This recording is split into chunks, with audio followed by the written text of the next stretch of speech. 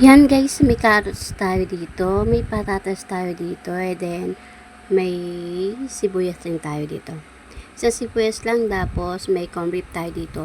Pure gold ang kinuha natin. Then may isang maliit tayo ditong Reno. Yan. Ito lang ang ating mga ingredients.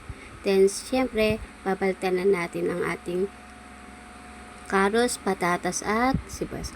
Then, tapos na pala natin hiwain ng ating carrots, patatas, at sibuyas. Ngayon naman ay pipirito natin ang ating patatas. Pipirito natin para mabilis siyang lumambot. Ngayon, nagsalang pala ako ng kuwali. Siyempre, papainitan muna natin bago natin siya lagyan ng mantika. Yan, mainit ang ating kawali, siyempre ilalagyan na natin ng mantika. Hindi naman siya gasinong kadami.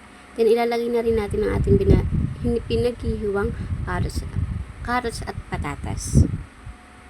Yan, ipiprito muna natin siya. Halo-haloin lang natin, i-mix lang natin. Yan, halo-haloin lang natin siya. O, sabay ihangoy na natin. Yung alam yung pwede na siyang malambot. O, may nalaglag. Hindi naman madumi yun, pero hindi ko binalik. Yan, hangoy na natin. Kasi alam ko malambot-lambot na siya at lulutuin pa natin. Then ngayon, ikikisa naman natin ang ating sibuyas.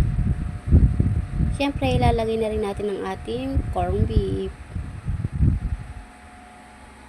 Yan, pagkalagay natin ang ating corned beef, ay sasabay na rin natin ang ating Reno. I-mix pala muna natin bago natin ilagay ang Reno. Halo-haloy lang muna natin. Yan, pagkatapos ilalagay na natin ang ating Reno.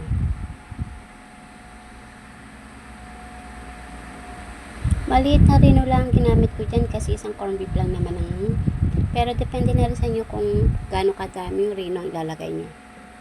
Yan din, imimix din natin.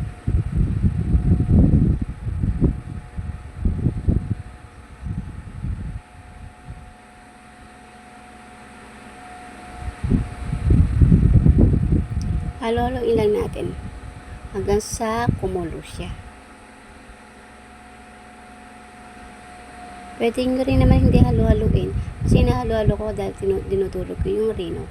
Then, ilalagay na rin natin ating piniritong patatas at carrots.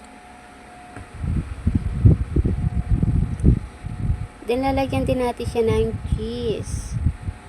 Pagkahalo natin ng patatas at carrots, siyempre, lalagyan din natin yan ng cheese. Hindi ko na pala pinakita yung cheese kanina kasi kalimutan ko. Ngayon, kakadkala natin siya ng cheese. Depende sa inyo kung gaano kadaming cheese ang ilalagay nyo. Sa akin kasi katamtaman lang. Sa inyo yan kung gaano karami or kung gaano ka cheese ang amin. O over cheese.